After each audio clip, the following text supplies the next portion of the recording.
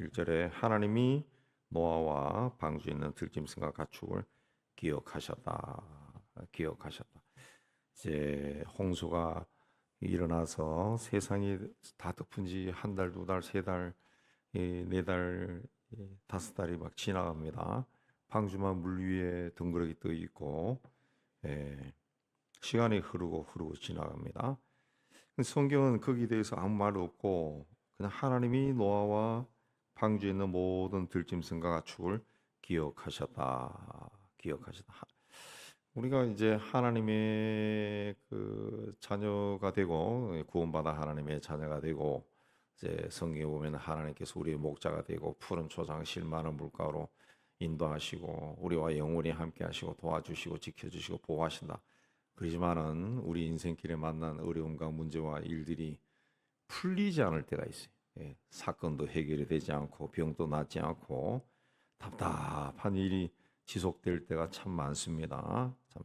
정말 예수 믿고 하나님의 자녀가 되었다 그러면은 그야말로 날마다 기쁘고 감사한 날이 막 일어나야 되는데 그런 일이 일어나지 않고 예수 믿기 전이나 지금이나 변화가 없습니다. 변화가 없어요. 그럴 때 사람들이 많이 시험 들고 이것저것 기웃거리고 결국은 성경에도 이야기하지만 하나님과 세상에 양다리 걸치지 말라, 세상을 사랑하지 말라 그런 말도 하나님께서 이미 인간들이 그렇게 그런 마음을 가지고 산다라는 것을 알기 때문에 하신 것이 아닌가 그런 생각이 드는데 그러나 오늘 말씀에는 분명히 하나님이 기억하신다는 것은 잊어버렸다가 다시 생각났다 그런 뜻이 아니라 처음부터 지금까지 알고 있다. 기억하고 있다. 계속 기억하고 계셨다. 구약에 나오는 이스라엘 백성들이나 오늘 우리들이나 하나님이 우리에게 베푸신 사랑이나 하나님이 나를 구원해 주신 그 사건들 내가 어느 날부터 예수를 믿고 교회를 나가게 된 거 그게 굉장히 처음에는 은혜였는데 근데 세월이 흘러가면서 다 잊어버려요. 또 하나님이 약속하신 거 하나님이 경고하신 말씀도 잘 잊어버립니다. 그러나 하나님은 잊어버리자 기억하신다. 그리고 가장 적절한 때 하나님의 역사가 일어납니다. 그래서 하나님이 기억하셔서 바람을 땅 위에 불게 하셔서 물이 줄어들었고 그렇습니다. 어떻게 또 그 세상의 높은 산까지 물이 꽉 찼는데 물이 줄어들었을까? 물이 이제 하나님의 역사로 지하수로 스며들었겠죠. 또 증발하는 거죠. 증발하고 이제 세상의 낮은 곳으로 바람에 의해 가지고 흘러가는 거죠. 낮은 곳으로 흘러가고 그렇게 하면서 이제 바다가 되고 강이 되고 그래서 세계 곳곳에 내륙 지방에 소금 호수들이 있어요. 중국에도 소금 산이 있죠. 산이 소금이야, 소금. 그래서 이 바다에서 소금을 채취하는 것이 아니라 중국이나 아시아, 중앙아시아에도 탄광처럼 산에서 소금을 캐가지고 판다고 해요. 아프리카에도 있더라고. 아프리카 내륙 지방에도 소금 호수가 있고 남미에도 있고 그 소금이 어디서 나왔겠어요? 이 홍수의 증거죠. 홍수의 증거. 그렇게 해서 이제 하나님께서 이제 그 물이 땅에서 점점 물러가고 150일 후에 줄어들었다. 다섯 달 익으면서 줄어들었다. 일곱째 달 열일의 날 7월 17일에 아라랏산에 머물렀다. 방주가 머물렀다. 그리고 10월 5절에 10월 초하룻날 산들의 봉우리가 보였다. 이 아라랏산은 티그리스 강 상류 지역에 있는데 터키와 아르메니아와 이란 이 접경지대에 있는 국경지대에 있는 큰 산입니다. 터키에서 활동했던 선교사에 들어보면은 그 접근을 할 수 없는 산입니다. 국경지대고 터키와 아르메니아와 이란은 항상 그 역사적으로 아주 민감한 이 사람들이거든요. 늘 싸우는 지역에서 거기는 접근 금지를 합니다. 그러나 인공위성으로 찍은 사진에 보면은 방주가 그 정착했을 법한 그런 지형들이 보여요. 꼭 산 모양이 방주처럼 생겼어요. 방주처럼. 그러니까 아마 방주가 정착하면서 몇천 년 동안 화석화된 것 같아요.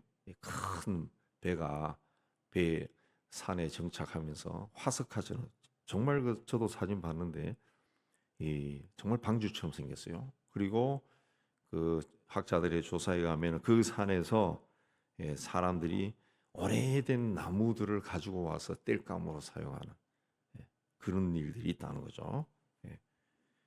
또 그 지역이 그 노아의 후손들이 온 세상으로 퍼져나가기에 아주 적합한 지역이라고 그렇게 합니다. 아주 적합한 지역. 그래서 학자들이 가면은 에덴 동산도 그쪽일 것이다. 그렇게 이야기합니다. 에덴 동산. 이스라엘이 아니고 그쪽이라는 그쪽.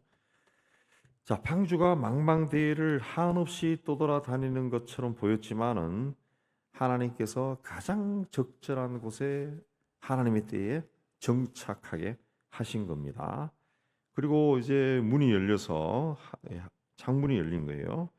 6절에 보면은 40일을 지나서 열째 달 초하룻 날에 산들의 봉우리가 보이고 또 40일이 지나서 방주의 문을 열고 까마귀를 내놓았다. 근데 얘가 까마귀가 이 땅에 물이 땅에서 마르기까지 땅이 마를 때까지 돌아다녔다. 어떻게 까마귀가 그러면 까마귀는 한없이 그 날개짓을 할 수 있느냐? 그게 아니고 뭐 이 시대나 지금이나 까마귀의 특징은 까마귀는 썩은 고기를 먹고 살아요. 그러니까 이 홍수가 일어나면서 얼마나 많은 사람과 짐승과 새가 죽었겠어요. 그냥 그걸 뜯어먹고 사는 거예요. 이제 까마귀라 까마귀. 그냥 까마귀나 돌아오지 않았다. 그 방주 안에는 있는 모든 이 가축과 동물과 새와 또 노아의 가족들 그 방주 안에 있었기 때문에 다 구원을 받았습니다. 방주 때문에 살았습니다. 근데 까마귀는 돌아오지 않는다는 거죠. 문을 열고 보내니까 돌아오지 않았다. 왜? 방주 밖에서도 만족하고 살았다. 만족하고 살았다. 이 방주라는 것은 그 영적 의미로 교회입니다. 교회. 방주 안에 있는 사람은 구원받은 사람이에요. 구원받은 사람. 근데 이 구원받은 사람들이 교회 방만 나가면은 세상에 아주 만족하며 사는 사람들이다. 세상에. 방주 안에 들어오면은 뭔가 막 답답하고 마음에 안 들고 하나님이 있는 것 같다가도 없는 것 같고. 근데 세상에 들어가면은 소위 다르게 하면 스트레스가 확 풀릴 정도로 세상에서 만족한다. 세상에서 만족. 우리가 예수 잘 믿는 사람들은 아마 그런 이야기를 들어봤을 거예요. 세상 친구들로부터 아우 너는 어떻게 스트레스를 해소하니? 그리고 아우 어떻게 신앙생활로만 해가지고 어떻게 하니? 그런 말 듣는 사람들이 있는데 이 까마귀가 방주 안에 있었지만은 방주 밖에 나가니까 방주 밖에서 만족했다는. 왜? 썩은 것들을 마음껏 먹을 수 있는, 마음껏 먹고 잘 살 수 있는 거예요. 까마귀 같은 인생이 바로 세상을 좋아하는 인생입니다. 세상. 방주 안에 있으면서도 세상에 마음을 둔 사람들이 있어요. 세상. 하나님 봤을 때는 세상에 있는 것은 다 썩어져 없어질 겁니다. 썩어서 사라질 것들이 사라져. 뭐 실제로 우리가 나이 들면서 보면은 세상에서 가졌던 거 그거 다 하나둘 사라지잖아요. 뭐 젊은 시절도 사라지고 다 사라지고 남아있는 것은 추억이요. 추억밖에 없는데 다 사라져. 과거에 친하게 지냈던 친구도 다 사라지고 다 사라져요. 다 사. 심지어는 그렇게 몇십 년 동안 악착같이 모았던 돈도 어느 순간 다 사라져. 죽을 때 가지고 갈 건 아무것도 없어요. 아무것도. 그런데도 이 방주 밖에 있는 것을 좋아하고 방주 밖에 있는 것을 가지기 위해 막 불철주야로 뛰어다닌다. 방주 밖에 나가면은 아무데나 주저앉아서 거기서 만족하려고 하는 사람들이 있다는 거죠. 이 까마귀가 구원을 얻었어요. 살았어요. 어떻게 살았습니까? 노아 때문에 산 겁니다. 하나님 때문에 산 거예요. 남의 덕에 얻은 구원입니다. 남의 덕에 얻은 구원. 이 까마귀는 왜 그 주인이 자기를 문 밖으로 보내는지 몰랐다는 거죠. 그 생각이 없어. 예, 그냥 방주받기 좋은 거예요. 근데 비둘기는 보내니까 비둘기가 다시 돌아왔다는 거죠. 예, 비둘기는 돌아왔다. 그렇습니다. 비둘기는 그 은혜를 아는 거죠. 왜 주인이 자기를 내보내는지 아는 거죠. 그래서 이 성경에서 나타난 것에 어떤 사람들이 영향을 받았는지 모르지만은 아주 고대 시대부터 비둘기가 전령 역할을 하죠. 전령 역할. 예. 그 먼 거를 비둘기가 날아간다는 거지. 훈련시키면은 비둘기 발가락에 편지를 붙여가지고 하면은 비둘기가 그걸 정확하게 날아간다는 거죠. 어떻게 날아가는지 참 희한한데 어떻게 날아간다. 날아가서 전쟁이 일어났다.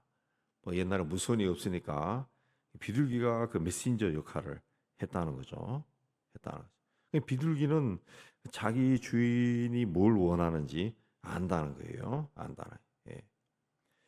교회 안에도 마찬가지입니다. 이 비둘기 같이 하나님의 은혜에 대해서 보답할 줄 아는 사람이 있으면은 교회가 생기를 얻습니다. 교회가 깨어나는 거죠. 생기가 일어나. 예.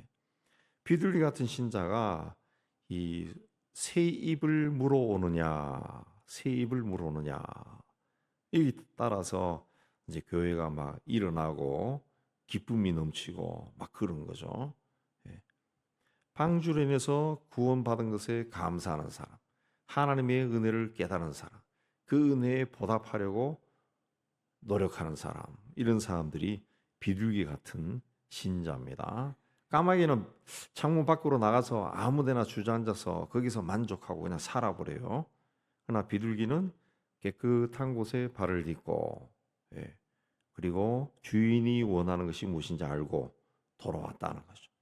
13절을 보면은 마침내 601년 첫째 달 초하루에 땅 위에서 물이 그쳤다. 601년 1월 1일에 땅에 물이 그쳤다는 거죠. 그리고 2월 27일에 14절에 땅이 말랐다. 땅이 말랐다. 14절에 그 600세 노아가 600세 되던 2월 17일에 홍수가 시작되고 그 다음 해 2월 27일에 땅이 말랐습니다. 1년 하고도 한 11일 동안 방주 안에 있었다는 거죠. 그러니까 노아는 기다리고 또 기다렸습니다. 예, 기다렸어요. 601년 첫째 달 초하루 날에 땅에서 물이 그쳤다. 방주 뚜껑을 제끼고 보니까 물이 없더라는 거죠. 근데 그냥 툭 튀어나오지 않았어요. 또 둘째 달 21일 날 한 달을 더 기다린 거죠. 거의 두 달을 기다린 거죠. 또 기다렸어요. 예, 기다렸어요. 그리고 15절에 하나님이 노아에게 말씀하여 이르시되 너는 내 아내와 내 아들들과 며느리들과 함께 방주에서 나오고, 그러니까 하나님이 나오라고 할 때까지 기다렸다는 거죠. 땅이 다 말랐다는 것을 알았음에도 섣불리 행동하지 않았습니다. 끝까지 하나님 말씀을 기다린 거죠. 그 노아의 삶은 하나님 말씀에 순종한 겁니다. 방주를 지어라. 심판이 있을 것이다. 예 하고 지었죠. 방주로 들어가라. 예 하고 들어갑니다. 예. 그리고 나와라. 나오는 거예요. 나오는 게.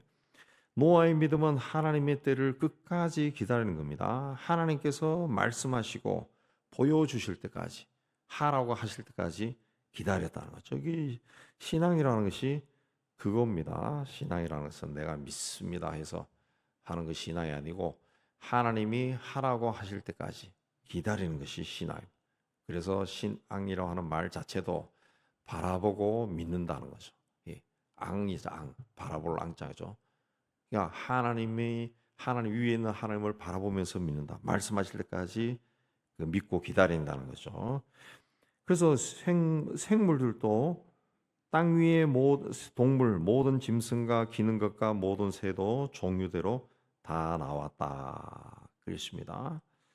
이 8장 2절에 바람이 불고 땅이 있고 기품이고 하늘이란 말도 나오고, 예. 그다음에 또 여기는 또 생물들 이런 동물들 또 종류대로 나왔다. 그렇습니다. 종류대로 나왔다. 이게 죄가 흘러넘쳤던 땅을 하나님이 물로 깨끗하게 씻고 난 다음에 다시 모든 짐승과 사람과 짐승과 가축과 새들이 종류대로 나왔다. 방주에서 다 나왔다. 예. 깨끗이 씻어낸 세상으로 다시 방주에서 나온 거예요. 나온 거예요. 그러니까 하나님이 다시 시작한다. 다시 시작한다. 그렇습니다. 다시 시작. 우리가 신앙생활 할 때 이제 교회를 중심으로 하나님이 세상에 세우신 아주 특별한 공동체가 교회 아니에요. 교회. 예. 전혀 다른 사람들끼리 자기를 비우고 오픈하고 양보하고 그렇게 하면서 하나가 돼가는 거죠. 하나가. 이 교회 안에 있는 사람들을 통해 가지고 때가 되었을 때 방주 밖에 나오게 해서 교회 밖으로 나오게 해서 예, 새로운 일을 시작하신. 교회는 이 안에서 모였을 때는 항상 말씀과 은혜와 성령으로 충만해서 그 때가 되었을 때는 교회 문을 열고 세상으로 들어가서 항상 새로운 일을 해야 돼. 새로운 일. 예. 그 새로운 일을 해야 돼. 새로운 일. 그래야 세상이 변하는 거예요. 근데 오늘날 교회는 세상 것들을 가지고 와서 교회를 자꾸 변화시키려. 교회를 세상 것들로 교회를 자꾸 변화시키는. 예. 변화시키. 이 교회가 자꾸 이상하게 되는 거죠. 예. 하나님은 방주 안에 있는 것들이 세상 방주 밖에 나가서 새로운 일을 시작하고 싶은데 교회 안에 들어온 사람들이 말씀과 은혜와 성령으로 충만해서 교회 밖에 나가서 교회 밖을 새롭게 하기를 원하시는데 오늘날 교회들은 세상 것을 자꾸 가져요. 9월 달에 인천에서 세계 로잔데이라는 것이 열렸는데 로잔데이는 이제 그 WCC가 이제 세계 교회 협의회고 로잔데이는 거기에 대해서 약간 반발한 사람들이 복음주의를 그 표방하면서 이 모여요. 근데 지금 뭐 다 똑같아요. 똑같아. 거기에 나온 그 이제 선언 중에 하나에 그 누가 올린 거 봤는데 그 동성애에 대해서를 뭐 명확하게 죄라고 이야기 안 하고 그 동성애에 대해서 사랑의 감정을 느낄 수도 있다. 뭐 그렇게 모호하게 했다 한 것으로 봐요. 예. 점점 그 모호해지는 거예요. 모호해져. 예. 그건 주님도 말씀했죠. 예수님도 말씀했죠. 제가 이제 설교 시간에도 이야기했지만 지난 주일날 옳으면 옳고 아니면 아니라 하라 그랬어요. 그렇게 하지 않는 것은 다 악에서 나온 것이고 죄다 그랬다. 죄다. 근데 그 현대 교회가 자꾸 세상의 눈치를 보면서 옳고 그르다 말을 못 하는 거예요. 옳고 그르다 말을. 예. 그 미국에서는 이제 그 감리 교단이 그 이 동성애라든가 이 성차별을 받아들였어요.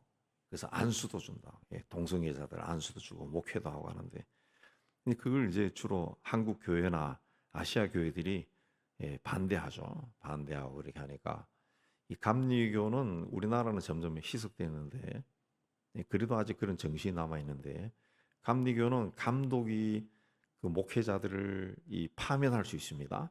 정근도 시켜요. 정근도 시켜요. 예. 그래서 그런 일들이 막 일어나요. 그래서 우리 교회가 우리는 그런 거 동성애 죄다 이렇게 선포하면은 그런 교회를 골라가지고 예배 시간에 제가 영상을 봤는데 예배 시간에 그 감독이 와가지고 잠깐만 시간 달라고 그래서 목사님이 설교하다가 아니 왜 그러시냐고 끝나고 하시죠 그러니까 아니 지금 잠깐만 시간을 주세요. 그래서 목사님이 감독이 왔으니까 감독은 우리 장로교의 노회장하고는 개념이 다릅니다. 그러니까 가톨릭의 주교도 우리 이 장로교의 목사하고는 이 전혀 달라요. 전혀 달라요. 이 계급화되기 때문에 굉장한 계급입니다. 그 사람들은. 그러니까 목사가 비켜나고 그 감독이 올라와가지고 그 지금 이 시간부로 이 A 목사를 해고합니다. 예배 시간. 그러니까 교인들이 웅성웅성 아니 지금 뭐 하는 거예요? 막 그러니까 나가시오 내려가요. 그러니까 이 감독이 눈 하나 깜짝 안 하고 당신이 조용히 하면 내려가겠다고 이런 식으로 해야 하더라고. 그니 희한한 일들이 일어나더라고. 그니 희한한. 예. 이 교회가 자꾸 세상의 눈치를 본다는 참 겁이 없는 것 같아요. 예. 이거 뭐 성직자가 제가 생각할 때는 성직자가 이 어떤 그 명예라든가 지나친 명예라든가 지나친 자리 그걸 가지는 것은 굉장히 위험한 거예요. 위험한 거예요. 예. 그래서 저는 뭐 대단하지도 않고 해서 자리를 찾지도 않지만은 작은 자리라도 그걸 가지게 되면은 인간의 마음 속에는 영 속에는 이 죄성이 있기 때문에 그 작은 힘을 막 휘두르고 싶은 생각이 들어요. 휘두르고 싶은 생각. 예. 이번 노예 무슨 부서 회의할 때도 굳이 자기가 있는 교회로 오라 그랬네. 저 멀리 용인 쪽에. 내가 왜 그것까지 가나? 제가 다 관계된 사람이 가야 되니까. 아니 서울 대부분의 사람들이 이 서울 쪽이니까 좀 지가 올라와서 여기서 하면 될 건데 왜 그러냐? 그래서 제 이야기 듣는 사람이 건면해 보니까 안 된대. 오라 그래. 그렇게 해서 학생들이 그냥 1시간 반 동안 전철 타고 가서 거기까지 갔다가 밤 11시간 내에서 끝났다고 하는데 우리나라가 그렇죠. 요즘은 모르겠는데 옛날에는 순경만 돼도 우리 시골 같은 경우에는 막 유세가 대단했다. 대단했다.